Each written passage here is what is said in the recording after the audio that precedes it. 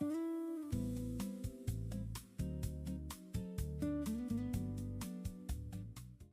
my name's Annika and welcome to the Sewing Nook. In today's video, I'm going to be making a camera case. So I recently bought this camera at Walmart. It was only like $30 and I actually was going to be getting a disposable camera, but even just a single one was about $20, and come to find out to process and get the photos from it could be just as much money as the camera. So I decided to get one that looked a little bit nicer because some of the disposable ones just aren't that cute, I guess, which I know it doesn't matter, but I don't know. It's kind of nice to have a prettier camera and one that I don't have to throw away and that I can reuse. So today I'm going to be making a cute little zipper bag for it. It's not too complicated, but I just figured I would take you along and show you how I do that.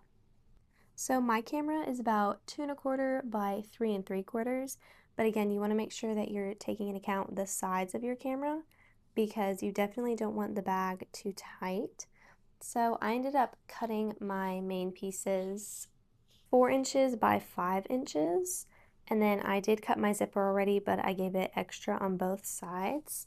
So this is going to be the main fabric and this is going to be the lining. Now this is stretchy fabric, pretty stretchy, but I really want it to be the lining, so I'm just going to make it work, and it's going to be on the inside, so it's okay if it's like a little bit warped, but I'm going to try and really be careful and just try to make it look the best that I can. I'm also going to be adding one of my tags to the front. These ones are not iron-on, but I just used a zigzag stitch and I actually found the perfect length for the thread. So I'm going to be adding that one on. I've actually been really pleased with how these have turned out. They weren't very cheap, but I got quite a few. I can't remember how many I got, but they have been amazing and I don't regret it whatsoever. I can't remember off the top of my head what the brand is, but if I can find it, I'll try and add that in the description. The first thing I'm going to do is iron the fabric and then sew this tag on in the middle.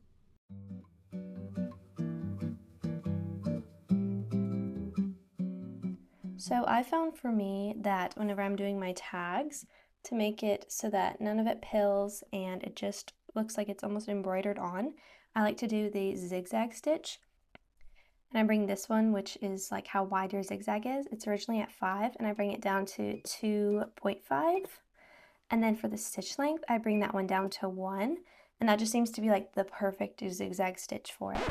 Okay, I need to cut right here just to say that it actually still wanted to fray on the shorter edges because of the fibers, and so what I ended up doing was just putting a little bit of fabric glue on the edges, and then that helped it stay in place and just be like one piece. So I still need to figure out a better way to make that work, but for right now that's what I'm gonna do.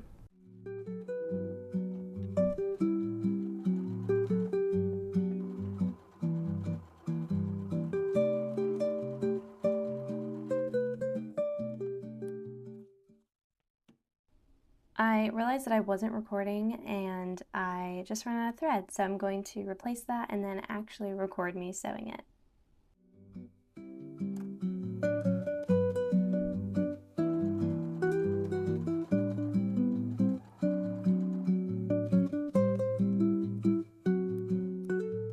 Here's what it looks like. I did seam rip it and do it again because the first time it turned out kind of wonky.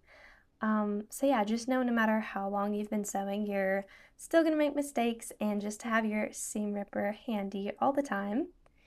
And now I'm just going to piece it together like I would a regular zipper bag. So I'm going to start with my lining face up, then my zipper face up, and my main piece face down. And I'm thinking that having the stretchy fabric on the bottom will be easier for sewing, like it's less likely to bunch up. So we'll see if that does work out.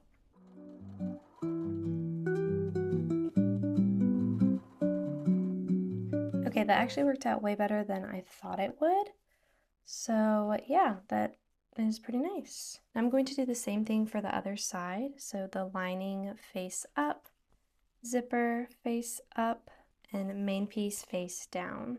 And then sew that together.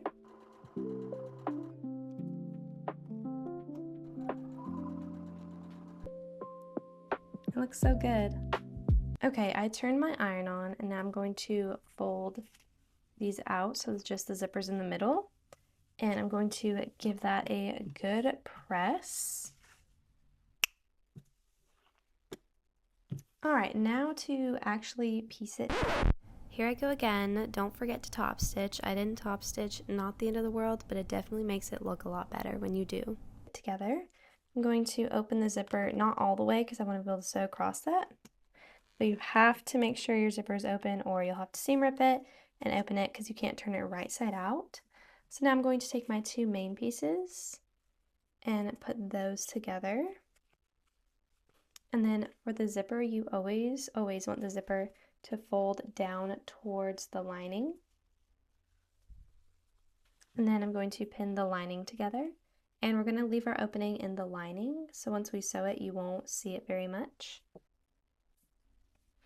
Alrighty, now I'm going to start in the lining and sew around and then end, leaving a gap big enough to pull everything through.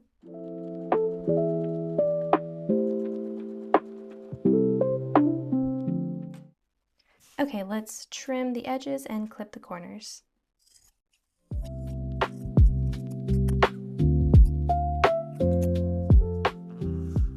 Now I'm going to turn it right side out. This calls for my grandmother's crocheting hook.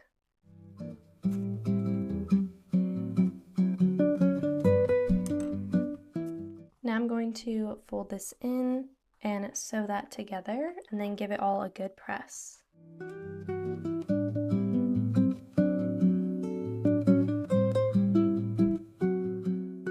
Okay, here is the finished result. Now let's try adding the camera.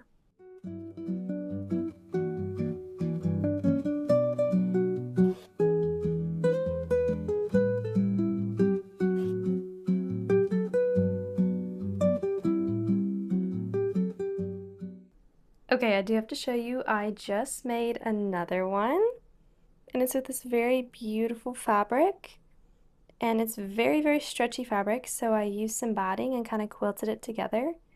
And yeah, I added the blue zipper. Here's what the inside looks like, so the zipper matches it perfectly, and that's also this little tab I added. But yeah, I think I almost like this one better. Let me know which one you like best.